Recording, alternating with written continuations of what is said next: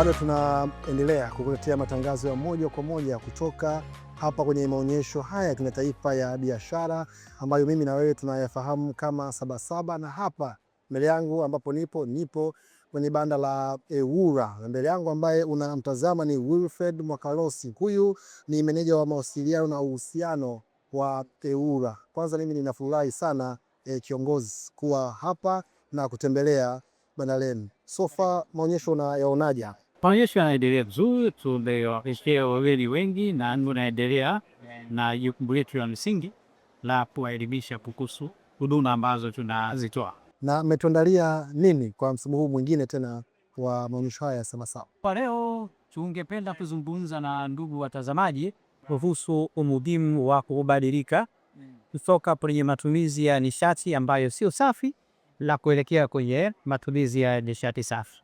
Matumizi ya nishati safi yana faida nyingi. Kwa wale ambao tumezoea kutumia mkaa, tumezoea kutumia kuni, athari za kimazingira ni kubwa. Ukiangalia katika picha kubwa kitaifa, tunapoona mkaa au kuni, maana yake kuna miti mingi imekata, na hii miti imechukua muda mrefu kuvukua kwa maa. Kwa hiyo unaweza kuta mti wa miaka 7 mpaka 10 ndio umekatwa kwa ajili ya kutengeneza mkaa. Sasa hata tukisema tunakata mkaa kwa sababu tumepanda miti, lakini hilo pengo haliwezi kuifiliwa. Na miti ina faida nyingi, ikiwemo ni kusafisha hewa. Tunapozungumzia athari za kimazingira ni pana, lakini labda kwa ushauri tu, kwa nini inatupasa kama jamii ya Watanzania tubadilike kutumia nishati safi. Moja, nishati safi unaweza ukaidhibiti. Namna gani? Hiyo mtangazaji. Chukulia mfano unatumia mkaa.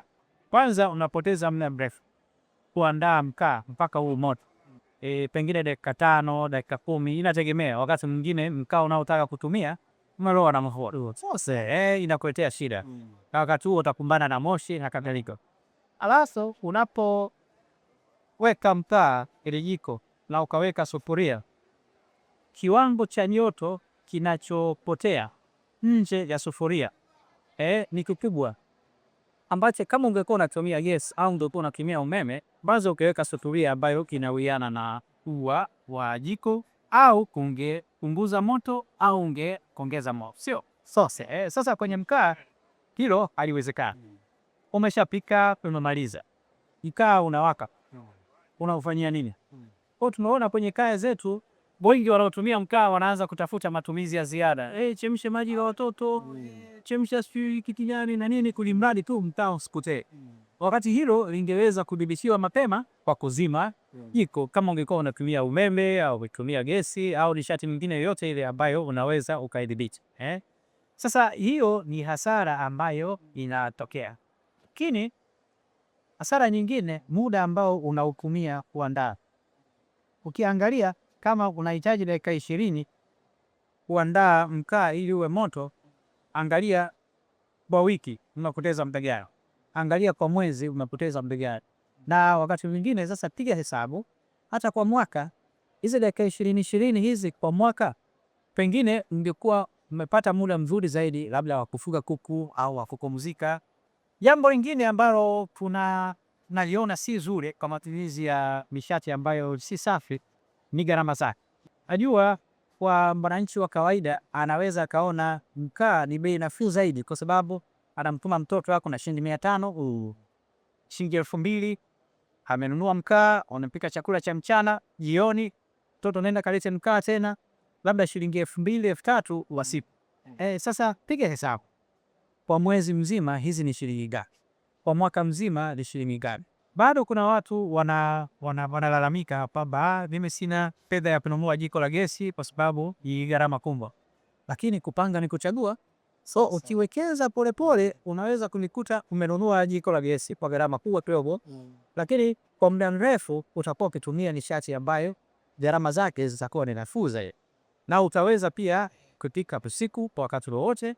Utaweza kupika wakati wa mvua, utaweza kupika wakati wote. Miaka michache iliyopita kuna baadhi ya maeneo akina mama wazee waliokuwa wanaonekana wana jini mekundu.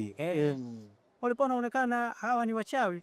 Lakini kumbe sababu kubwa, hawa walikuwa wanatumia muda mrefu kwenye mazingira ya kuni. Sasa hiyo ni macho tu unaona mekundu. Kwenye kifua lazima kunakuwa na athari. Kuna mikoa ambayo watu wamekuwa wakipoteza maisha. Mikoa ambayo ina baridi kali. Watu wanatengeneza moto wa mkaa, anataka aingize ndani.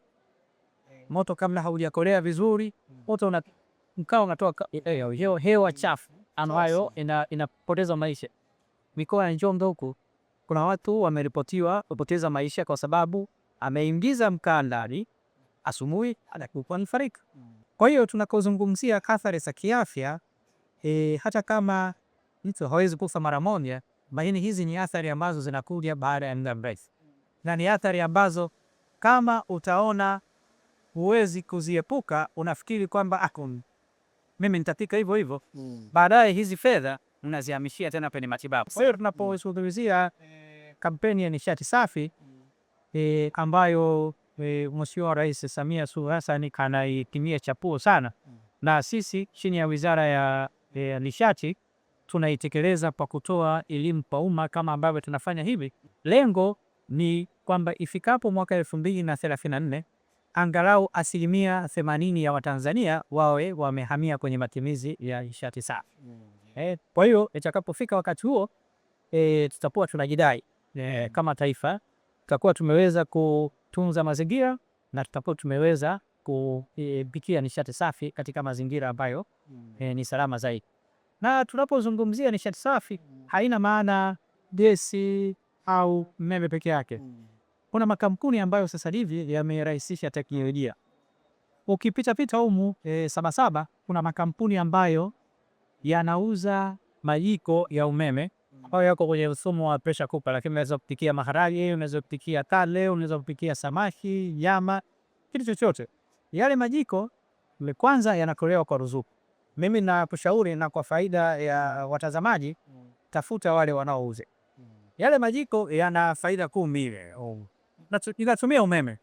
Lakini inapotumia umeme linakuonyesha unapopika maharage, bonyeza hapo. Unapobonyeza pale inapoonyesha inatumia umeme kiasi gani katika kupikia hayo maharage. Alafu unapiga hesabu kama unit moja ya umeme ni kiasi kadhaa, hapa nimetumia umeme wa shilingi ngapi. Kwa hiyo unaweza kulikuta ndugu mtazamaji, umepika kande au umepika maharage kwa shilingi 150 au shilingi 300. Tofauti kubwa kama ungeamua kwenda kununua mkaa. Sawa.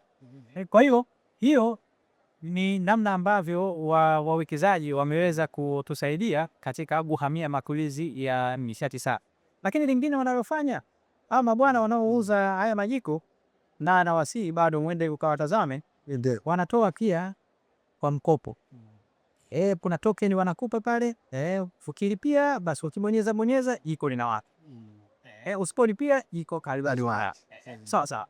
Kwa hiyo nafikiri ndugu watazamaji watakuwa wameelimika kwa kiwango cha kutosha kuhusu matumizi ya nishati safi na namna ambavyo yanaleta faida kubwa. Kwa hiyo URA tunapatikana jengo la Karume. Sasa tunawakaribisha sana. Sisi tutakuwepo mpaka maonyesho yatakapofungwa. Lakini pia wanaweza wakatufuatilia kwenye mitandao. Tuna mitandao ya Facebook, YouTube, pamoja na Instagram. Tunawakaribisha sana. Mtazamaji, nikushukuru sana David Makalos ambaye ni meneja huyu wa mawasiliano na uhusiano wa EWURA kwenye banda hili na jengo la Karume. Tumezungumza naye na wewe umepata faida kubwa. Ambacho mimi nimetoka nacho hapa ni sababu sina fedha kununua jiko la umeme kuja kwa mmoja, kwa nitaenda kukopa mheshimiwa.